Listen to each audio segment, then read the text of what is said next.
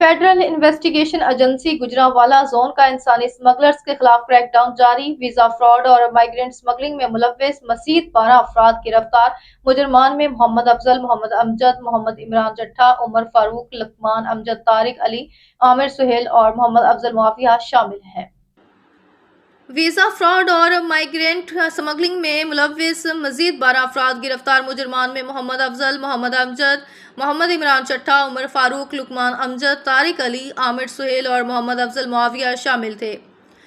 मुलजमान को गुजरांवाला, गुजरात, हाफजाबाद, नारोवाल और सियालकोट के मुख्तलिफ इलाकों से गिरफ्तार किया गया। मुलजिम मोहम्मद अफजल ने शहरी को बैरून मुल्क भिजवाने का झांसा देकर 6 लाख और 35,000 रुपए बटोरे। मुलजिम मोहम्मद अमजद ने सदलों शहरी को मलेशिया भिजवाने का झांसा देकर 8 लाख रुपए हथियाए।